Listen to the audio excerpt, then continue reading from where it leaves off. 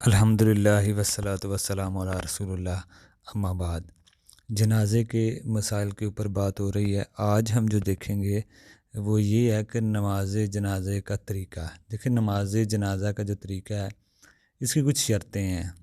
शर्तें में यही हैं कि वो शख्स मुसलमान हो जिसकी आप नमाज़ पढ़ रहे हैं, और बज़ाहिर मुसलमान हो। इस पर मुसलमान का हुक्म ही लगेगा। बज़ाहिर जो मुसलमान है, चाहे वो गुनाहें किसी भी कोई भी गुनाह करता है, लेकिन अगर मुसलमान है, बज़ाहिर वो मुसलमान हो, तो ये इसमें बात है और उसकी नमाज जनाजा पढ़ी जाएगी।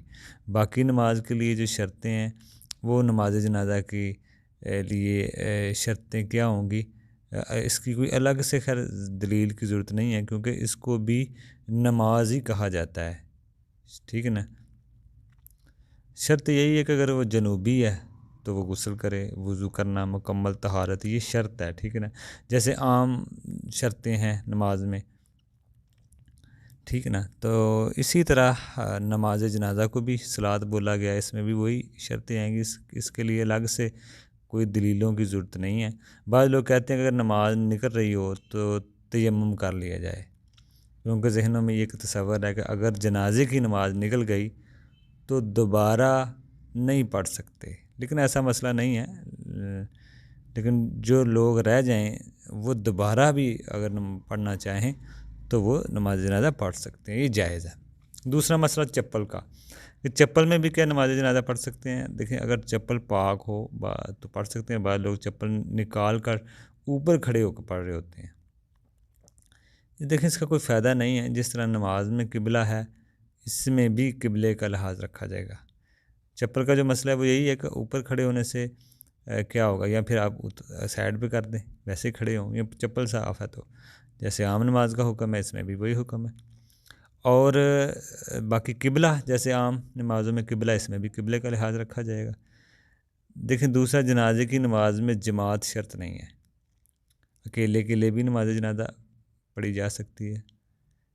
दूसरा मसला, जनाजे की नमाज का हुक्म क्या है।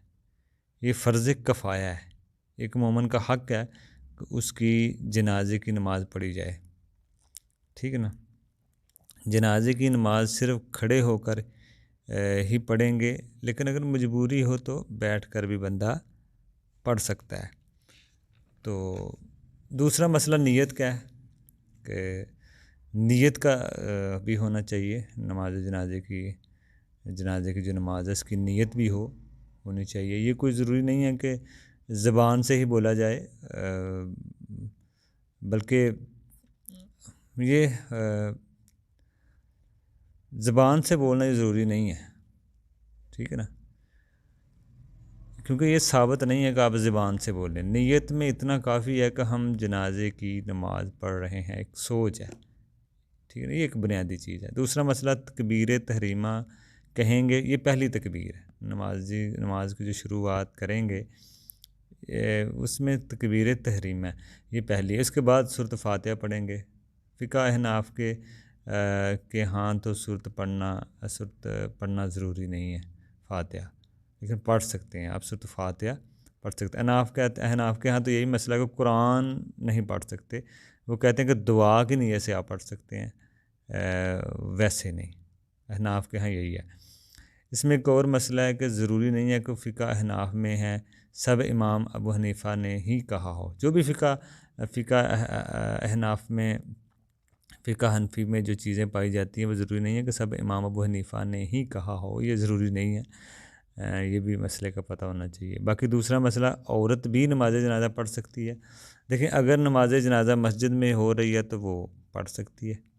घर में औरतें जमा होकर खुद नमाज जनाजा ना पढ़ें जमात की शक्ल में, बल्कि वो जमात जो हो रही हो मस्जिद में वहाँ पे जाके पढ़ सकती है। दूसरा मसला, एक से ज़्यादा बार भी नमाज जनाजा पढ़ी जा सकती है। दूसरे लोग, वही लोग बार बार, ये इसमें है कि वही लोग बार बार ना पढ़ें। जिन लोगों ने नहीं पढ़ी वो पढ़ सकते हैं। इसमें एक और मसला है कि बहुत सारे जनाजे अगर इकट्ठे हों तो भी नमाज जनाजा इकट्ठी पढ़ी जा सकती है, क्योंकि वो इकट्ठी भी पढ़ी जा सकती है, अलग अलग भी आप पढ़ सकते हैं अगर बहुत सारे जनाजे आ जाएं। बाकी दूसरा मसला इसमें यह है कि अगर कोई 1 साल पहले फ़ौत हुआ हो और ख़बर बाद में मिले तो नमाज जनाजा पढ़ सकते हैं अगर किसी ने नहीं पढ़ी। ये भी एक मसला है।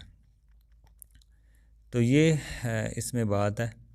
बाकी आगे भी इसमें कुछ मसले आएंगे कि क्या नमाज जनाजा का सामने होना ज़रूरी है कि नहीं, मतलब कि क्या गायबान नमाज जनाजा पढ़ना ज़रूरी है, पढ़ी जा सकती है कि नहीं। इसमें फ़ुक़हा क्या इख्तलाफ है। इसमें इंशाल्लाह आगे वाला जो पार्ट है ना, उसमें इसकी वजाहत देखेंगे कि क्या इसकी दलील है। बाज़ लोग कहते हैं पढ़ी जा सकती हैं, बाज़ कहते हैं नहीं। तो इसकी इंशाल्लाह हम आगे वाला जो पार्ट है उसमें इंशाल्लाह हम वजाहत देखेंगे। बाकी कहीं पे किसी भाई का सवाल भी हो वो भी कर सकता है। नीचे ये नंबर लिखा है, नीचे नंबर लिखे हैं। किसी भी भाई का सवाल हो तो वो भी बारे इस मसाइल में, जो ये जनाजा के मसाइल हैं, वो इस पे सवाल कर सकता है व्हाट्सएप पे ऊपर। अस्सलाम वालेकुम।